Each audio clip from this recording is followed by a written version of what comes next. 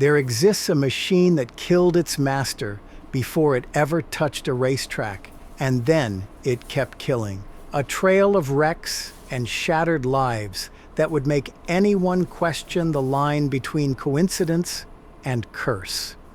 The aluminum body of this silver Porsche, painted with twin racing stripes and the number 130, seemed to carry something darker than metal and oil.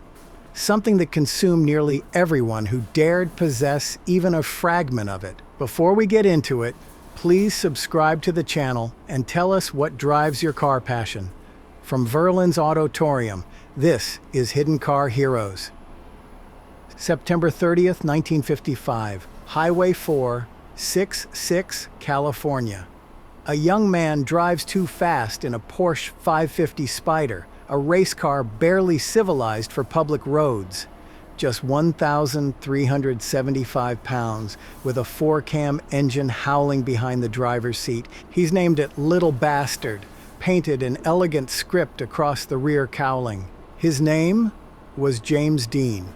3 weeks earlier, Dean bought the car from Johnny von Neumann's Competition Motors for $6,950, a factory race car, number 550-0055, purpose-built for competition. He was obsessed with speed, already racing his Porsche Speedster, but he wanted something serious, something that could win. He just finished filming Giant, the movie that would make him immortal. Between takes, he talked about racing, gearing ratios, tire compounds, the next race in Salinas. He wasn't reckless, not really. He was focused, competitive, chasing something pure. That morning, Dean and his mechanic, Rolf Wutherich, met at Competition Motors. They were heading north to Salinas for a weekend race. Behind them followed Bill Hickman, a stunt driver and friend, hauling another Porsche in a Ford station wagon. They left Los Angeles around 1:15 in the afternoon. Dean wanted to drive the Spyder up himself, to break in the engine. The road north was wide open, long stretches of asphalt cutting through dry California fields. Dean kept it at a steady pace, passing slower cars with quick bursts of power. The Porsche's exhaust note echoed through the valley, high, sharp, alive. Days earlier, British actor Alec Guinness had seen the car outside a restaurant. He felt overwhelming dread. He told Dean, "If you get into that car, you'll be found dead in it within a week." Dean laughed it off. That afternoon, he was pulled over for speeding near Bakersfield, 65 in a 55. He joked with the officer and drove away smiling. 7 days after Guinness's warning, at 5:45 p.m., a college student named Donald Turnipseed made a left turn at the intersection of highways 466 and 41. He never saw the low-slung silver car. The impact was instant. The Ford's heavy frame spun sideways. The Spyder, small, almost weightless, folded in half. The sound carried for miles. Dean's mechanic was thrown from the wreckage, severely injured. Dean died instantly. A broken neck. Pronounced dead at 6:20 p.m. He was 24 years old. When the dust settled, the Ford sat mangled in the middle of the intersection. The Spyder lay crumpled in the ditch. A few cars stopped, drivers frozen, unsure what they were seeing. Someone said they could still hear the engine echoing long after it went silent. Within minutes, reporters were there. Within hours, the world knew. The Porsche was totaled, or so everyone thought. Reporters flooded the scene. Flashbulbs lit the twisted metal. The wreck was small, almost impossibly small, crushed nearly in half. The car that had seemed untouchable was now a nightmare of torn aluminum. Hollywood customizer George Barris, the man who would later build the Batmobile, bought the wreck for $2,500. The engine, transmission, and suspension were valuable race parts. He began selling them. Dr. Troy McHenry bought the engine. Dr. William Eshrod bought the drivetrain. At a race in Pomona, October 21st, 1956, both men crashed. McHenry struck a tree and was killed instantly. Eschred lost control and was seriously injured. 2 cars. Parts from Little Bastard. Both crashed in the same race. The story hit newspapers again. Headlines read, "Dean's death car strikes again." Crowds whispered about a curse. Reporters didn't deny it. Barris didn't either. He didn't have to. The story told itself. In the weeks that followed, the wreck became an attraction. People came from all over California to see the twisted metal that had taken James Dean's life.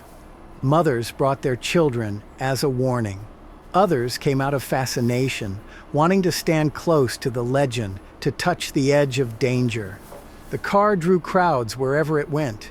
Everyone wanted to believe there was something supernatural about it, because the alternative was too ordinary. Barris decided to exhibit what remained as a highway safety warning. The California Highway Patrol called it the fatal car. While being installed in Sacramento, the platform collapsed, crushing a mechanic's legs. Loaded onto a truck for transport, the driver lost control, killed when the Porsche rolled over him. Another truck hauling it to Fresno lost its brakes and crashed into a storefront. Each time the car moved, someone got hurt.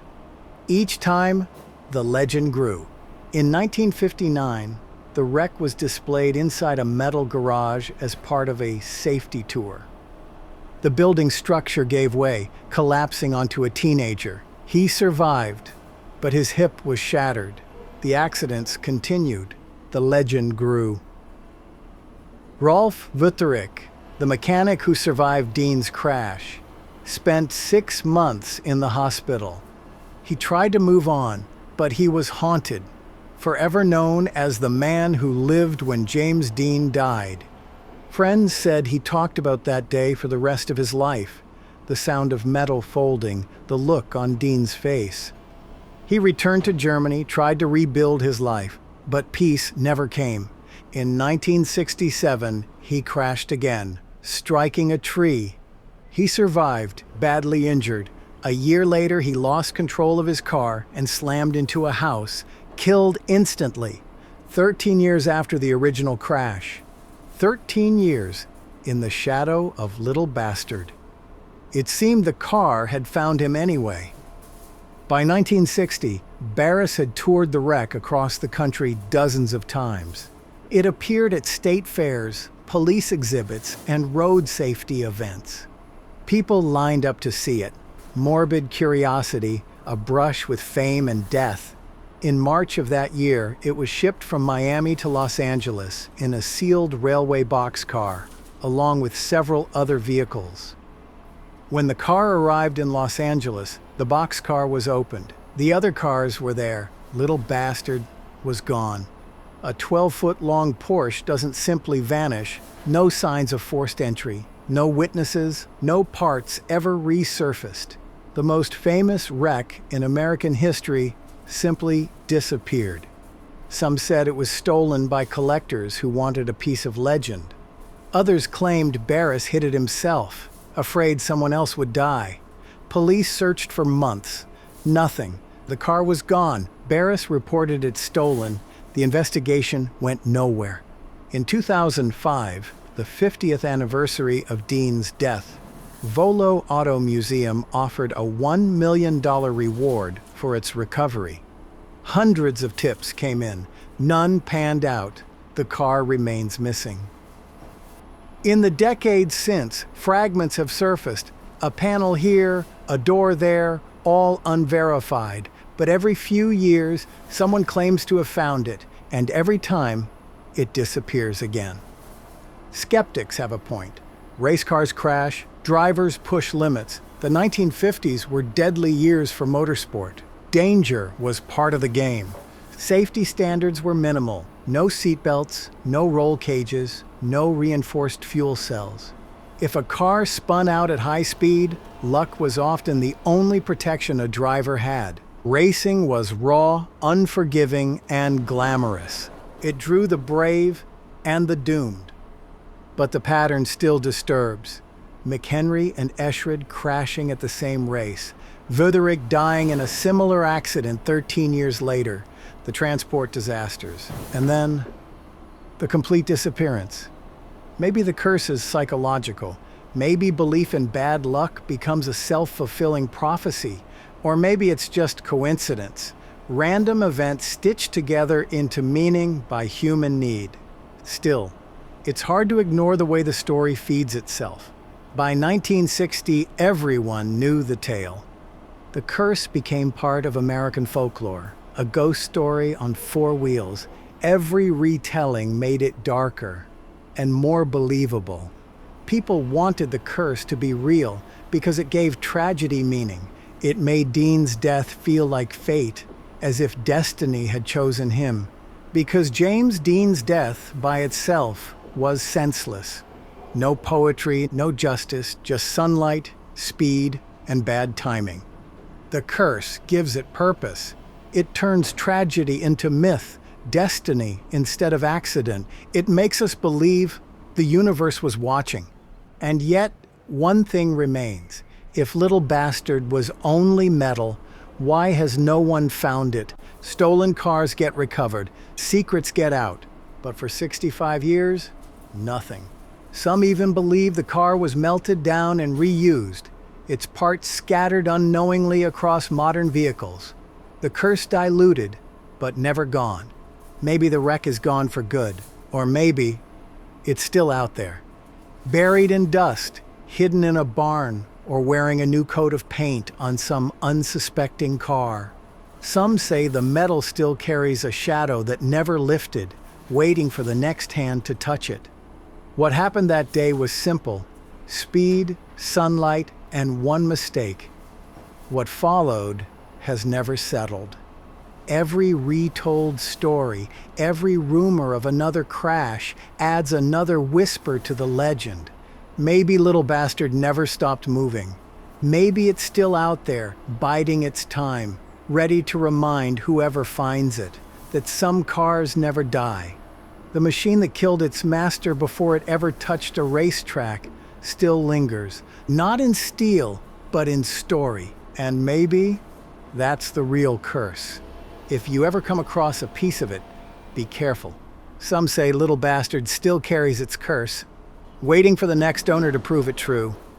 Leave a comment below and tell me what you think happened. And if you enjoyed this story, like the video and subscribe for more legends and mysteries from the world of cars. From Verlin's Autotorium, thanks for watching.